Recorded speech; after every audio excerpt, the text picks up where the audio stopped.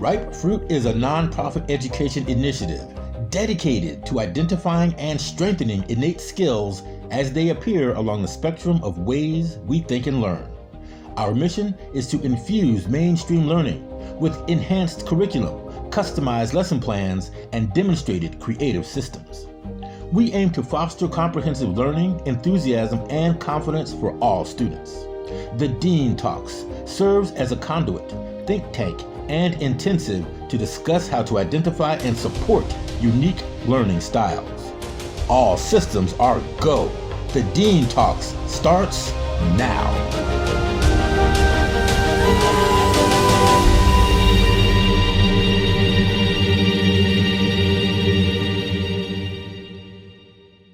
And welcome to the curriculum edition of the Dean Talks.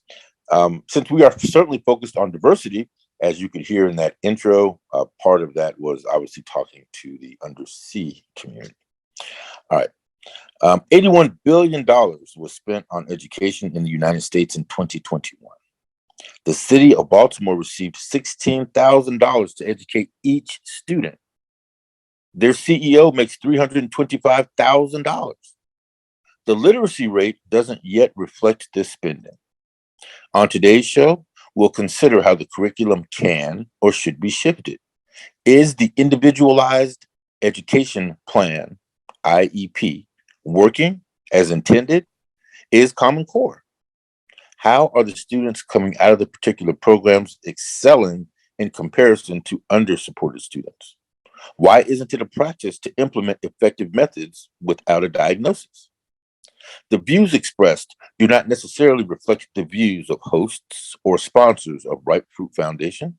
This information is not intended to replace therapeutic or medical advice. This session is being recorded. Let's get started with a short video to launch into today's discussion. Good evening. Thank you so much for being here. We really appreciate it. Often parents like us are feeling somewhat isolated, and we really appreciate the opportunity to share our stories and come together with you. I am a parent of 5 children. I live in Anne Arundel County. My son, Evan, has autism. He's very high functioning, but he has various other related disabilities that impact his educational program. You know, you have my written testimony, so I'm not going to go into all the details. There's a really handy Excel spreadsheet you can look through and see over the years the kinds of services and supports that he was getting, the grade levels, the educational impact, the situation that required him to have those services. And, you know, from pre-K, luckily he was diagnosed really early, so we had him in a pre-K program right away. He had an IEP at age 4. He and his triplet siblings were lucky enough to get into a really great elementary school where the administration and the special educators were very student-focused, very much into valuing parent input, and suddenly that changed last year, unfortunately.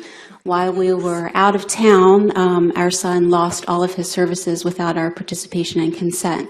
The good news is we were able to reestablish his eligibility. The bad news is that it took us $30,000 to do that. So, and that's just in the last, I would say, since September. And we're still fighting.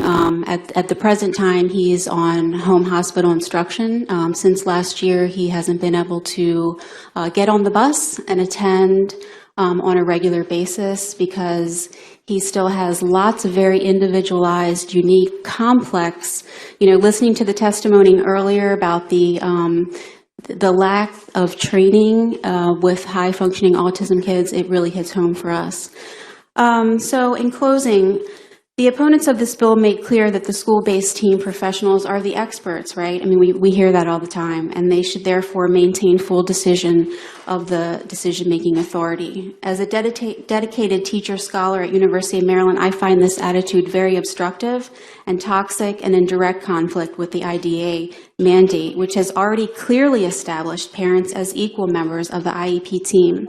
Thank you for considering this bill, which not only addresses the grotesque disproportionate power dynamics by ensuring parents like us have accessible safeguards, right? Accessible, not $50,000 to go to due process or $5,000 to file a complaint or a couple $1,000s to file OCR. We need accessible safeguards that protect our position in the decision-making process, but recognizes us as critical contributors whose children are the priority stakeholders. They have the most to lose in this IEP process.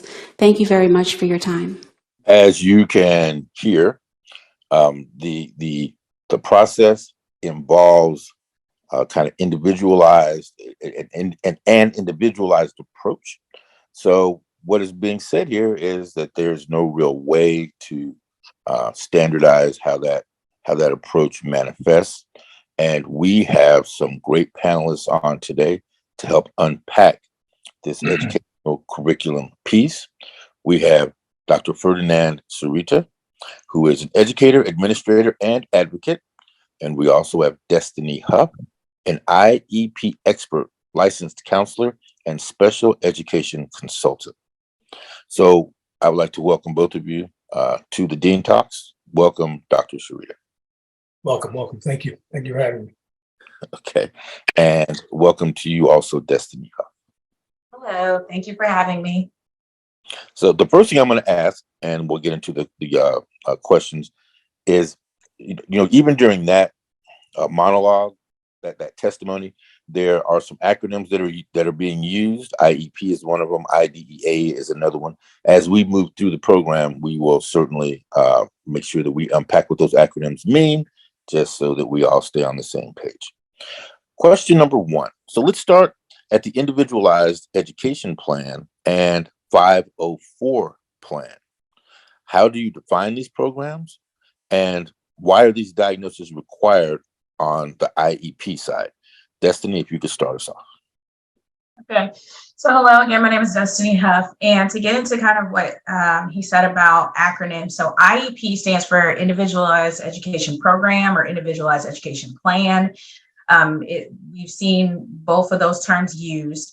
And then IDEA is a special education law, and it stands for Individual with Disabilities Education Act. And so this was actually put in place to cover children that have disabilities in the school setting and to come up with a standardized way of making sure they are getting the services they need based on a disability. So when we talk about an IEP and a 504, they have similar approaches, and they're put in place for similar reasons, but they're different. So an IEP, which again is that individualized education program or plan, is a legal document. After agreeing to special education services in a school setting, the school then has 30 days from signing to start their process. And as they go through the process, they have a certain amount of days to do all of their testing. These children that qualify for this, so you can sign for this and your child may not actually qualify even if they have a diagnosis. That's important. The diagnosis has to impact their academic and behavioral functioning in the school setting. Okay, so every child that has ADHD does not have an IEP because the ADHD may not be impacting their functioning academically or behaviorally. Okay, and that's important because a lot of parents start school, like let's say kindergarten, and they go, I want my child on an IEP because they have ADHD. Okay, so through this process, they'll determine either they qualify for an IEP after they do evaluations. If there's speech concerns, they'll have a speech assessment done. If there's executive functioning issues, which we're talking there about memory, control, they will do certain assessments. And let's say they say, oh, they don't qualify for an IEP, then they might look at a 504. So IEPs and 504s both have accommodations and modifications, but a 504 does not have to be written. Okay, so most schools will follow the IEP process for the 504 in that they will write them, they will review them annually, which is a requirement of an IEP, not a suggestion, a requirement. So the thing that parents get stuck on with IEPs is they believe that they can only review it annually when it's time. You can request to review your child's IEP Anytime. whenever. Ever, correct. Anytime. So let's say your child's having behaviors, they're implementing a new intervention. After 2 months, you're like, I'm not seeing it. I'm not seeing the progress. I'm still getting calls home, notes home, letters written home. You can say, hey, I want an IEP meeting. I want to reevaluate his IEP. I want to reevaluate the intervention. That's a part that a lot of parents forget. Now, 504, you can request the same thing. But what, again, you have to understand is they are not required to write a 504 down, even though a 504 falls under the Disabilities Act. But what that also means is they are required to follow said 504.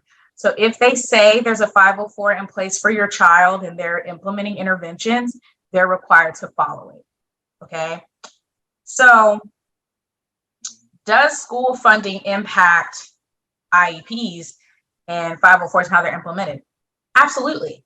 It's the same with any type of resources. It's the same as having a school that has new textbooks versus a school that has textbooks from the 70s. It's going to make a difference. The accommodations that they can offer, the technology assistance they can offer, like let's say for our children that have speech issues, our autistic children that need assistive technology, the staffing. Let's say that a child qualifies for a one-on-one pair or aid, right? And they're like, we don't have the staff to do that. All those things matter when we're talking about funding for IEPs and 504s. So on the civilian side, and I'm going to say civilian because I work with the military population, I'm a military spouse. On the civilian side, we always say, do your research. If you can, research the schools, research their special education program, their IEP programs, their 504 programs. How do they run them? Who's the coordinator? I assisted a parent who in their district, the 504 coordinator is actually the principal. So the second for each district, and that's stated on the website. So the second that we sent a parent concern to him about lack of 504 being followed, the principal was the one who responded immediately because he's responsible for making sure those accommodations and modifications are implemented. Okay. For the military side, it's a little more complicated. If you reside on a military base, your child typically goes to the school on the military base. Even if you reside off the military base, your child may go to a school on the base. That doesn't mean it is a military affiliated school. So there are certain military affiliated schools that are called under DODEA. This is Department of Defense Education Act, okay? These children do not actually fall under IDEA. Why do they not fall under IDEA? Because they have schools overseas who are not required to fall under American law, okay? So they're under federal. So they run their IEPs the same way IEPs do in regular schools, but they have it formatted. They do not have a 504. So DODEA schools do not have a 504. They have what's called an accommodation modification plan, and they mirror it off of the 504 that you typically see in civilian schools. Okay. So they do all of the same things. It's just you may see different verbiage. For instance, if you transfer into their schooling, they're going to hold a meeting that's called a data records meeting. What they're going to do is they're going to review the IEP from the previous school, go through that entire IEP, what they were implemented, talk with the parents, get your opinion on what was working, attempt those while attempting things as they see things happening, then hold their IEP meeting to transfer the data. That's what it's called. It's called a transfer data meeting. Sorry. So those are just things to know when you're working with the military population. But as far as the IEP of 504, again, they try and follow the same model. The only difference, as well as every DODEA school, whether they are located overseas or in the United States, has a standardized IEP template. Okay, if you have ever had your children attend more than one school, you will know that that is not the case in civilian schools. Okay, you say every DODEA schools, or what was that? Yes, DODEA. So it's DODEA. Department of Defense. Yes, and they're not located on every military base. There are some county schools that are located on military bases as well. But for the ones for DODEA, they have a standard IEP template. So whether you go to a school in Germany, in Georgia, Kentucky, if they're DODEA, they have the exact IEP template. Versus, if you go to a USD 475 school versus a Vernon Parish school, all the templates can be different between counties and parishes. I just came from Louisiana, so that's why I'm saying parishes. Those can be different. I have a question here, and then we'll let Dr. Sharita weigh in.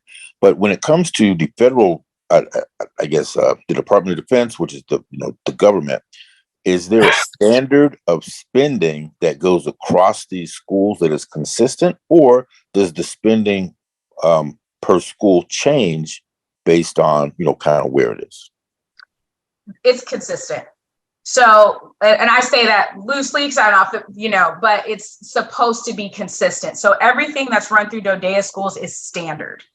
Every school has, unless the position itself is vacant, like anything else, every school has the same set. So they have their special education team. So they're going to have, every DODEA school is going to have a school psychologist. They're going to have a school counselor. They're going to have a special education teacher. They're going to have their general education teacher.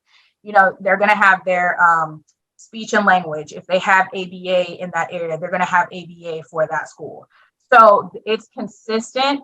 Even when you are just like you have district websites, when you're talking about DODEA, you will actually go to a DODEA website that houses all of the schools, and all of their information is run through that website. So you'll click on each school, but you'll stay on a DODEA website versus one state having 17 counties. And so they have 17 districts. So they have 17 websites. Okay, very good. Dr. Sarita, I would like for you to weigh in to this question. Well, First of all, thank you again. I was just so intrigued by mom and her advocacy for her child. I think sometimes that's kind of the process that takes place, particularly specifically as an urban educator and leader within our Black and Brown communities, where the advocacy is not as intense, not where they come in. They don't have that $30,000 money just laying around trying to provide, but they do have a voice. And as a free and appropriate public education, as educators, one of the things that we try to share with parents that you have a right, you have a voice. And if you're feeling, as Destiny said, if during the course of that month we did an IEP and you're not satisfied, you can circle back again and have that. It's a legal document to make sure that the services that are provided for your students, for your child, is moving forward. They're getting something. They're progressing in the process. But many times, many of our parents don't. And again, I speak within our community that we have. Sometimes we have to kind of coach them along to make sure that if you're not comfortable, if you're not clear on something, to please make your voice be heard, because they need to. It is a legal document and we have to speak up. okay. I'm going to go back to kind of the introduction, and I'm going to ask a question for you, Dr. Sarita, which in Baltimore, for example, students, I guess in general, receive $16,000 to educate each student. I'm just curious about how that $16,000 is allocated. Is that something that, part of it is school lunch, part of it is textbooks, part of it is, can you give me some insight into how the, money per student would be allocated, just so that we have a better idea? Yeah, usually when monies are kind of set aside, it's kind of a plethora of things. When you look at line items in terms of the budget, anywhere from books, textbooks, any type of transportation that go, teachers with regard to any supports that take place. Again, anything that's kind of zero in on what will take in this particular child, this student, what would take for him or her to be educated. So they pull from various resources to make sure that if, in fact, this is what a child is worth, if you will, not a good expression, but in terms of the dollar amount associated with it, that's what each child will be. For example, when we have opportunities where students move from, let's say, a public school to a charter school, those dollars associated with that child will be moved over. And us as a district will have to absorb the cost of that student, because they're saying this is more or less of what a child to educate a child will cost. Okay, I'm going to continue on this line of questioning. When it comes to districts around the country, for example, are we literally looking at, District A having 16,000 per student, and District B, or maybe even State B having, maybe $30,000 per student? And is that a reflection of when parents say this school district is better or performing higher than another? Does that translate to dollars available and dollars per student spent? Yeah, well, absolutely. Because if you take for example, if you take a suburban school and where everyone wants to go, the taxes are paid. People are willing to pay whatever in terms of property taxes, school taxes, because they know they're going to get a robust education. You look at an urban environment where the monies are not as fluid, the resources are not as fluid, even though we have amazing teachers that really want to impact and make way with our students. You can tell by the have and the have-nots. The ones that have have-nots, and the ones that need the most get the least, and the ones that need the least get the most. I've always said that. So now there's that struggle, what takes place, and you'll have parents, well, I'm going to go to a school district because they provide X, Y, Z, as opposed to an urban school district, which they don't. So obviously, the supports, the services are there, the particular resources are readily available. There's no question. You get them. You need them, you got them. Yeah, this is interesting, and going back to what Destiny was saying, and my question earlier, which is going through the Fed system, going through the Department of Defense school system, kind of having a standard spend per school. The question that comes to mind for me is, in the structure of the government, if you have X amount of dollars for the teacher, X amount of dollars for the books, and so on and so forth, does that allow the flexibility to educate students and then go into these individualized education plans with the same fluidity maybe that would happen on the state side? That's speculative at best. It's just kind of food for thought, but it certainly stays in the lane of our conversation. And this is this is just very interesting, because what it boils down to is what resources are available and how are those resources used. I want to ask another generic question, which is, when it comes to IEP and even 504, are these implemented within the scope of I would say, a standard classroom, or are there specialized classes as specialized needs are identified for these students? And I know that's a kind of off script, but Destiny, could you give me some insight into that? Yeah, so it just depends on the services that they want to implement. So, of course, their first thought process is to always implement it in the general education classroom. They don't want children with disabilities to feel like they are different or separated from other children. Then you start looking at the behaviors and the accommodations that they need, and that might mean putting them in a different setting, in a special education classroom. It just depends on the setting. They have what's called push in and pull out services. And so sometimes that means that the special education teacher or the speech and language pathologist, or, they will come into the classroom setting and implement the services. And then that's the push in, which means they're staying in the classroom. And then the pull out is, let's say you have a child that needs one-on-one or small group testing. They may pull them out of the classroom for those testing and services. So it really just depends on the plan itself, what's in the plan. Because, for example, a child with autism, one of the biggest things is, my son is high functioning, he has autism. And one of the big things we're working on is socialization, right? So we're going to try and attempt to have a lot of his services in the classroom, small groups, interactions with peers, having conversations between him and his one-on-one facilitated with peers, so he can get that social aspect. Versus the testing, we have determined that he needs smaller groups. So if his teacher is doing 3 kids testing for math, then he can do that. But if it's something else that might frustrate him or overwhelm him, then his special education teacher will come and pull him out, and she'll do one-on-one with him, and they will do that testing. So again, it just depends on the services that are being offered, and it's individualized to the child. So there is no standard service. There are lists of services, lists of accommodations, lists of modifications, but there's no standard one that is going to work for every autistic child and every child with ADHD. Yeah, definitely, that's pretty powerful. And one of the things I just to chime in is that with regard to our wonderful special ed teachers, which I love dearly, some of the things that we've been trying to implement with their conversation is that you're not a glorified assistant. You're a certified special ed teacher.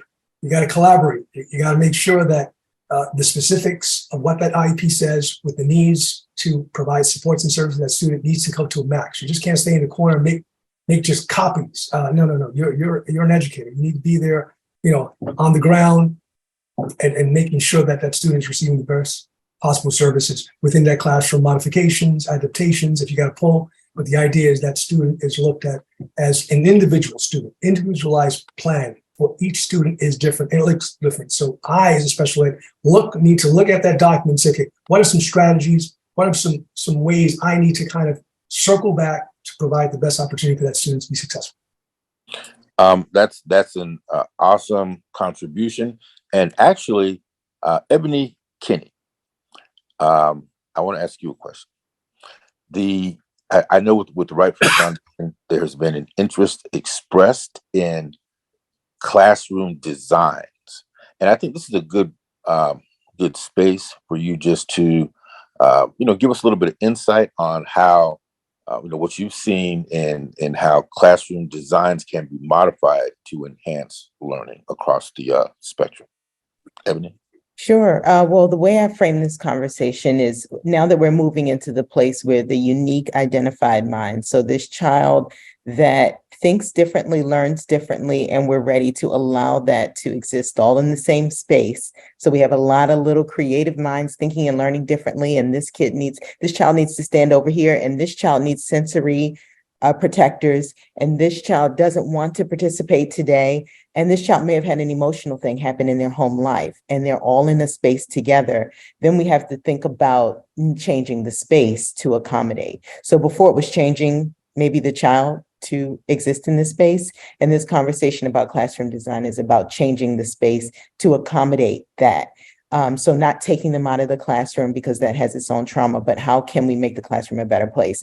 And those things will help make expressing emotion normalized, help being open and speaking out and building that interpersonal confidence more natural earlier. And so the work that we're doing is to develop some of those pieces. And I see that there is more of a trend paying attention in that space.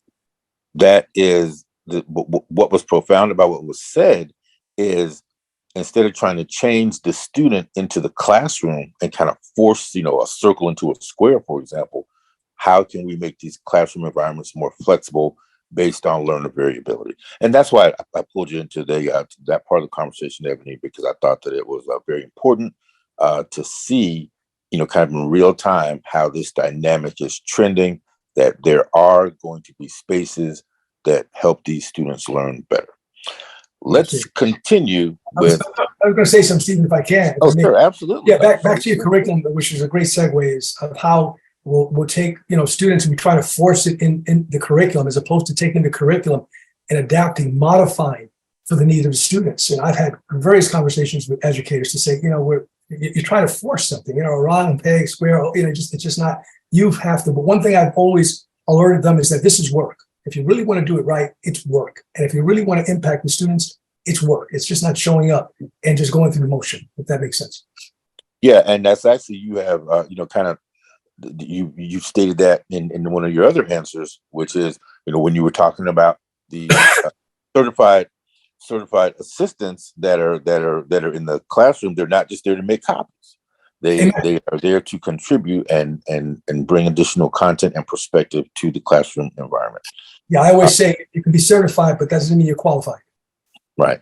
Yeah, and this is really good because I think the real takeaway here, ladies and gentlemen, is that the classroom environment is evolving.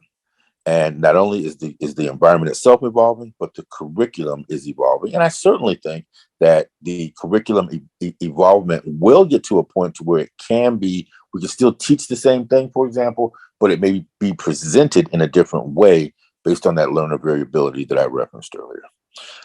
When we look at the landmark cases that help establish the standards for IEP, Commonwealth versus Gaskins for Pennsylvania, and Montgomery County Board of Education versus Smith, where an administrator was sued under Individuals with Disabilities Education Act, IDEA. What risk or impacts to educators and administrators does specialized education pose? Also, is adding IEP in the classroom a burden or a welcomed help? So, Dr. Sarita, if you could unpack some of that legalese for us. Absolutely. In terms of the Gaskins, that was the big thing where the lawsuit came saying, listen, if you give my child, an opportunity to get into the classroom, provide the least restricted environment, provide supports and services, that student, my child, will eventually thrive. And they should be welcome. That's what we call the inclusivity.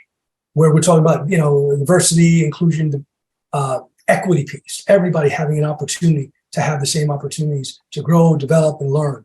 And when you have those opportunities within the classroom and the teacher is committed to those, our students, our babies, to realize, well, I'm going to do whatever possible to make that happen. A collaborative effort needs to be done. We had a situation within our district, just in general, where we had LEA, which is our kind of our local area agency, which is our administrator, signing off on IEPs. Well, we call that drive-bys. You don't do that. You have to look at it to make sure there's clarity on what has to be done. Because at the end of the day, that signature that you put on there, that is a liability. If you did not study it, if you did not read it, if you did not go over it. And I think that's what's caused where these particular services are just flimsy, just going through the process. And then you have a parent like Yasmin says, something, we're going to challenge that. We're going to see that given the opportunity, my child will be able to flourish, able to succeed if given the right opportunities and the services within the district. Okay. Now this brings up the, kind of this, ending point for this question, which is adding the IEP in the classroom a burden or a welcomed help? And I want to frame that a little bit and go to Destiny now to say, okay, how does a teacher is a teacher have a is a teacher more inclined to stick with a standard lesson plan, and then when something else comes on board, as we do some of the individualized pieces, does that translate to, oh my, no, this is more work? And then that opens up, what is the passion of that teacher to fulfill the education mission versus I'm just going to work to, do my normal, lesson plan. So, Destiny? I think Dr. Sarita has even touched on that a lot as far as your passion and what it is you're hoping to see and what you're showing up to do. Are you showing up to, and I say this not as an educator, I say this as a parent and a mental health professional who's been in the school settings. And I want to clarify that and make sure that's known because I'm not in the trenches in that sense, doing that every day. But I think Dr. Sarita has touched on that as far as the passion that you bring to it and the support and the collaboration. As a parent and as a mental health professional, I have worked with teachers and educators, special education, general education, school counselors, school psychologists. I have worked with them, and specifically in the classroom setting where teachers have said, this technique that you've recommended as a mental health professional and a parent for your child, I found to be beneficial for the other students in my classroom. For instance, that perfectionism, black or white thinking, I'm very big on books. Teaching social emotional skills and helping children understand that they're not the only one experiencing those emotions and things and how to handle those social things in the classroom. And so I recommend a lot of books, and I have seen where teachers, general education teachers, even special education teachers have taken those and taken things out of those books and used it not only with my son, but with other students and found it to be helpful. So I think when we talk about the classroom setting and implementing those techniques and tools, it's not just about that child that's in that classroom that has an IEP. You're talking about what helps your classroom run smooth and effectively. Miss Thomas's classroom is not going to be the same as Miss Huff's classroom. They're not. We have all different children with all different needs. And so while you can maybe get a good portion of your kids to sit down for 15 minutes to listen to a story, I might only be able to get my kids to sit and do it for 10 before they need brain breaks. So I think that's when we talk about that, the implementation of the IEP. Now, I do know in my conversations with educators and things like that, it can be taxing depending on what's being implemented, if they're only doing the support. I know that my son is thriving right now as far as the classroom setting because of the amount of kids in the classroom setting. But in his previous classroom setting, one of the things we fought so hard was there was 30 kids in a classroom to a teacher. There's no way for her, and me and the teacher had a very good relationship, parent to educator. We communicated. She was trying techniques and tools, but she did not have the administrative support to do what needed to be done. And I understood that as a working professional. And so I think when you talk about implementation of the IEP and this being stressful and taxing, you have to look at all of the supports. The classroom my son is currently in right now, he has a one-on-one. There's other children in there with IEPs that may have a one-on-one. Their special education teacher comes into the classroom. You have the general education teacher. This is a collaborative process. They communicate with us as the parents. We communicate with them. We address concerns. We hold collaboration meetings to talk about our concerns, their concerns. That's how it is effectively and smoothly supposed to function and run. versus 30 kids in a classroom, one teacher trying to follow 5 IEPs, 4 behavior plans, and 2 504s. It's just not effective. So it's going to depend on the setting and really the support and collaboration. Okay, so that prompts another question. By default, individualized education plan is a plan that is tailored for an individual student. Now, if that particular student is in a classroom with 15 others, I think you touched on it to say that there's individual time that would have to be spent in order to push that individual plan forward. Is that a correct assessment, or is there like a tutoring session where that would happen? So when we talk about the individualized plan, it's accommodation modifications that are put in place for that child individually, such as maybe when they are doing their writing and they have to write 5 sentences, they get a 10-minute break for every 2 sentences. And during that 10-minute break, they get to color. So in that instance, there would be this requirement of a timer being necessary. There would be a requirement of the child being allotted a break. When you get down to those specifics, though, in an IEP, you're typically looking at a child that is either going to have a one-on-one in that instance, or the special education teacher is going to be implementing it. That does take some of that pressure off of the general education teacher. Now, that is in a smooth running, I think Dr. Shrita can speak to that. That is in a smooth running, functioning class. That's perfect. And it's not always the case. So then in that instance, yes, as a general education teacher is doing her lesson and she's having them do these writing prompts and they're writing these sentences, she would then have to be mindful, hey, in 10 minutes, Destiny needs to take her break because she's going to have to write her 2 sentences. And then what does that break look like? And what are those breaks? So but when we talk about the individualized plan, sometimes it can be that as far as individual tasks that the general education teacher is responsible for, but it can also be individual accommodations or modifications such as preferential seating. Maybe this child does better, and preferential seating doesn't mean just sitting next to the teacher. I get so annoyed when I hear that. Right. It might mean the child's sitting towards the back because they're more comfortable near the door, or it's less sound back there, or sitting next to the teacher so that she can address any concerns that may arise because this child gets anxious when they're far away from an adult. I think Dr. Shrita probably is, I feel like he's got some things he can add into this that would be beneficial. Oh, hey, Dustin, you're on fire. I remember, to give you a quick example. I have, Steve, you love this. I gave the SDI specifically designed instructions. I gave it, now this student was a combination, IEP and also L, so second language learner. So I gave the SDI specifically designed instruction. I said, this is what you need. She took it, she just threw it on the desk. I was paused. I circled back at the end of the day and I said, Mrs. Such and Such. I said, this is live. This is a legal document. I said, we can play hard now, or we can worry about due process later. How do you want to play this? And she, I said, this is why. I think every teacher somewhere along the line, as well as administrators, have to tap into some sort of training, PD in special ed law and how it affects the overall building, because they need to understand this. This is no joke. This is real a concern that sometimes, where you have the Caskins case, or you have situations with Smith and the county, that's what takes place. You don't do it, well, if you don't do it the way we ask, and then we're going to go in another way, another direction. All right, this is interesting to me now, because when it comes to, as I grew up and went to school, especially on the elementary side, I had one teacher, and it starts out where you have one teacher for the whole day, and go home. Then you start kind of having, your day split between like 2 teachers. One will do the, general stuff. One may, do the earth sciences or what have you. And every now, I can literally count on my hand the amount of times that we had a teacher's assistant. Now, what I'm hearing, and correct me if I'm wrong, because, I'm certainly not going to school right now. There seems to be more, the teacher assistant piece seems to be pushed forward more, and that, I think, is maybe how that assistant teacher would go off and do some of these one-on-ones as they follow the individual education plans. Is that? Yeah. Right? Yeah. We're out in our district with regard to a special ed teacher. Of course, the general ed teacher, we have a lot of our paras. Our paras help out. They work with, and it's really smooth. It's nice relationship with the kids. They feel comfortable. They feel, trusting, if you will, and they're able to kind of really, develop. But at the end of the day, special ed teachers responsible for ultimately that IEP being, as the case manager, being implemented.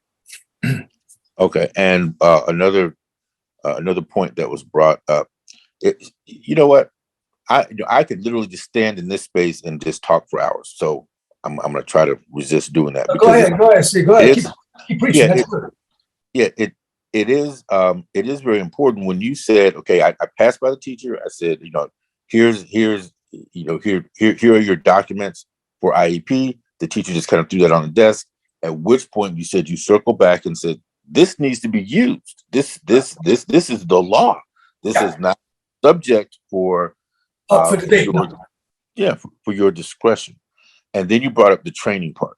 So is that are these teachers, especially these new teachers who are coming in, are we getting a different a different core of teachers who from the beginning are being trained that things can change on the fly? These things in this environment where parents are more involved and we have virtual learning and some things like that, that these things need to be implemented. It is not, you'll get around to it when you want. So is there a new core group of teachers that is being trained that education is fluid, especially along the lanes of IEP and 504?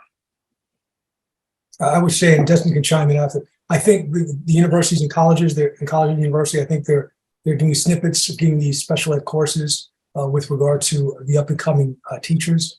One thing that I always ask with new teachers coming into the fold, if you will, into the family, is to be very careful that you're not jaded by the old heads, if you will, their perspective of what this is, because they can start to kind of realize that this may not be, when in fact they have to know that this is a legal document and they need to follow through on it. So yeah, I think the district is trying to, a little PDs here and there, trying to get some snippets. But I think not even as teachers, I think as administrators, you have administrators that were maybe, gym teachers, science teachers, great, but they don't have this lens of a special ed teacher. So therefore they have to make sure that they are doing the correct thing by what, of course, when they sign off on that, as the LEA, the local educational agency, you're bound by that. So I would suggest that you do it. And even towards the end, as I was doing, I tell them I'm not doing drive-bys. People just sign it, just move on. I would say, I need to see it. I need to review it. I need to look at it to make sure. And I would point out, what is this? What is this? What is this? And I did that because at the end of the day, my signature is on that paper. And I don't want someone coming back to me and saying, well, you signed it. That means you must have read it. Destiny, your thoughts? Yeah, and I think what he's saying is spot on. And as aside from being an advocate and being a mental health professional, that's something that I always say, because I had to sign off on documents for diagnosis and assessments. Did you see the client? It was the same way. I'm not signing off on anything if I didn't know you did it, because that is my license on the line. But, referring to what Dr. Sharita is saying, I think also the big thing that we have to look at, and again, just like in mental health, within the past 10 to 15 years, there's been an increase in diagnosis, specifically autism.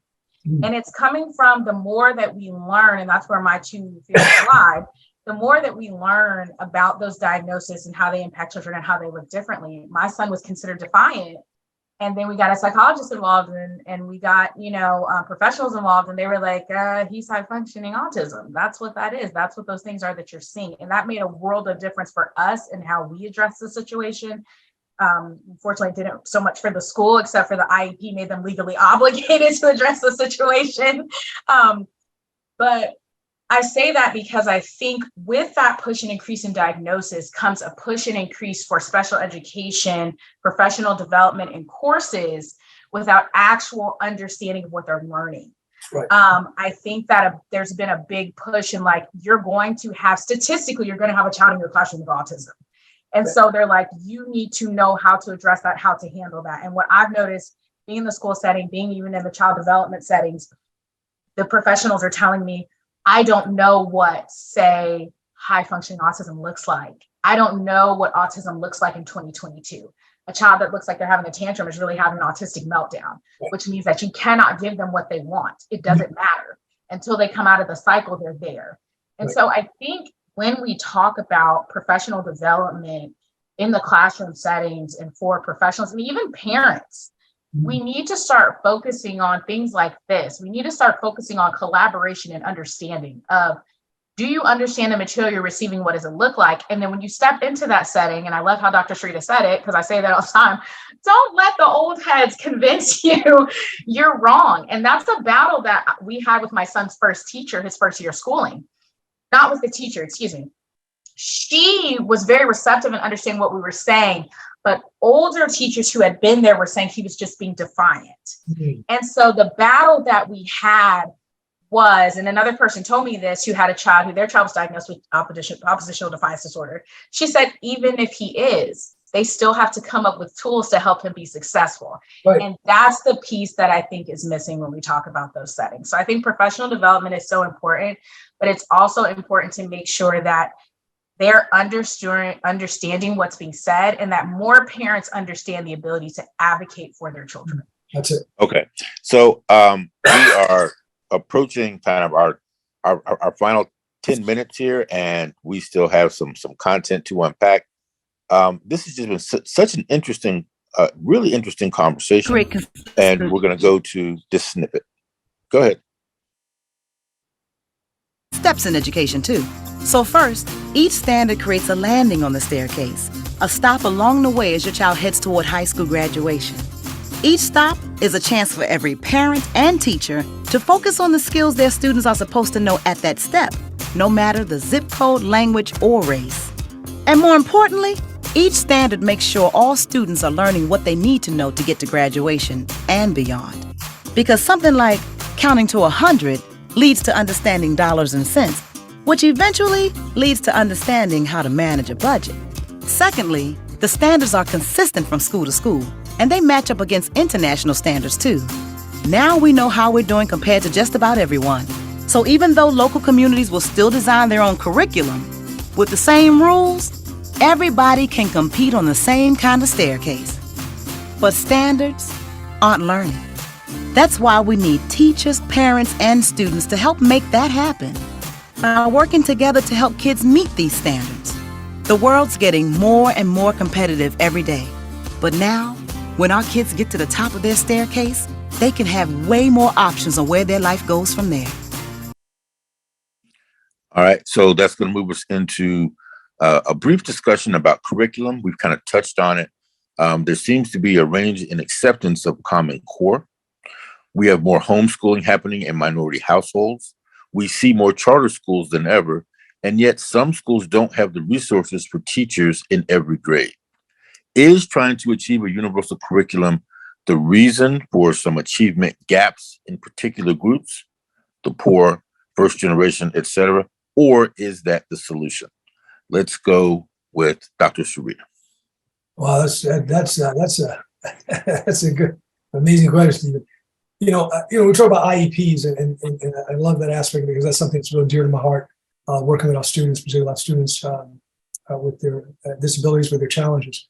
But also the flip side that we talked about in some of my research, I think, was about cultural responsive inclusivity and cultural responsive curriculum, meaning how does the curriculum, particularly in terms of speaking for my district, which are more about Black and brown babies, and how does that all kind of connect where curriculum that sometimes they don't see themselves in the curriculum, they don't see themselves in the narrative, if you will. And the question is always raised, but why do we need this? Why do we need to learn this, hey, Doc? I said, well, somewhere along the line, there's some teachable moments that we need to do in terms of provide that cultural responsive opportunity for students to really understand how curriculum kind of empowers them in learning, grasping, and developing. The struggle we have is the curriculum from one district to the next, it differs. And so the standards, although set in, let's say, Pennsylvania, our kids are not getting the same robust instruction, robust critical thinking, robust engagement that takes place. You have, like I said, teachers that have tapped out. I've told everybody, listen, you can go to any store and get a curriculum and play the game. The bottom line is, how effective is that going to translate from theory ultimately to practice and impacting the students that you serve? Because just having curriculum to have curriculum and say, we're doing these particular standards, if you're not really enthrusted in the investment of students, regardless of how you try to paint it, the bottom line is they're not going to get it. And once they don't get it, they tap out. Once they don't, they say bye-bye, so long, farewell. Okay. I'm again, this is just real content heavy Dean Talk, but I think there also, and we have another snippet here in just one moment. It's almost like if you take a standardized test and you say, we're counting the amount of cows that were in the farm, and what's the answer? And you're in an urban environment, and those kids can't relate to cows at all. So how do you modify that question for the urban environment and still come up with the same result? So here's one last snippet for us to consider as we round out today's discussion. This can go forever. I love it. Yeah. Okay. So we have a New City School in Missouri that builds its curriculum from Howard Garner's theory of multiple intelligences curriculum and supplements our proprietary, protected, and close held. Why are there some programs that are working but not shared widely? Is it purely financial getting in the way of academic progress?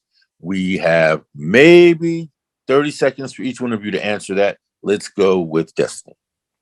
I'm going to say financial definitely plays an impact because of the resources. You're always going to need resources to implement programs. And what I have seen with anything mental health education, if they don't have the resources, they're not going to say they're going to implement a program, because then when it fails, they're responsible for the failure. That's correct. And I would say resources as well. And I would say leadership. Dr. John Maxwell says that everything rises and falls on leadership. So how goes the head, goes the body.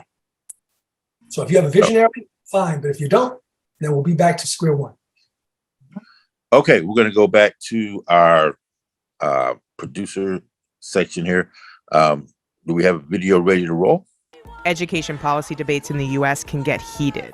We begin with that wild fight in Glastonbury that ended up getting a school official punched. You're having a closed meeting. It's illegal. It's breaking the law. We're going to make sure the school system crumbles. I am your master. You are the servants. One contentious issue, charter schools. The idea was that teachers and parents could get together and they could provide a model of schooling that was a little bit different than what existed in the district, and then they would share ideas with the district. The charter school movement gained steam in the U.S. in the early 1990s. Public school education is under fire, accused of bloated bureaucracies and failure to adequately teach America's youngsters. A charter school is a public school that is funded through tax dollars but is governed by a private board. We have more autonomy to be able to have a more flexible budget and make different academic decisions. I'm opposed to charters. I'm opposed to publicly funded charter schools that are run privately. Don't tell me you're a public school if you're not governed by the public. One of the things that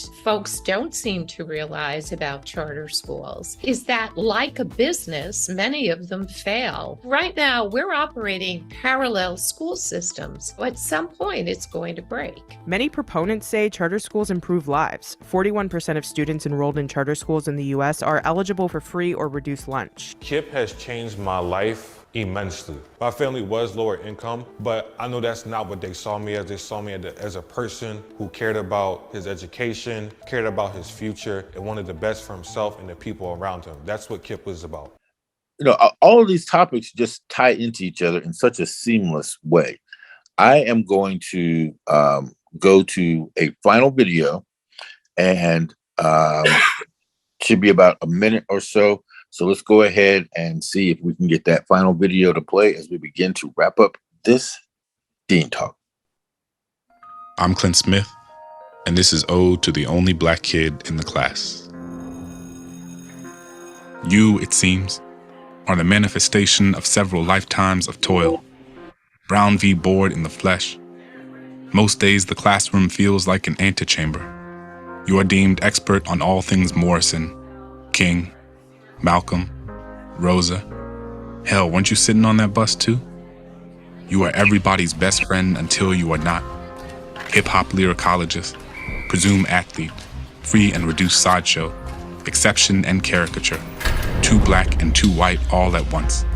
If you are successful, it is because of affirmative action. If you fail, it is because you were destined to. You are invisible until they turn on the Friday night lights. Here you are star before they render you asteroid, before they watch you turn to dust.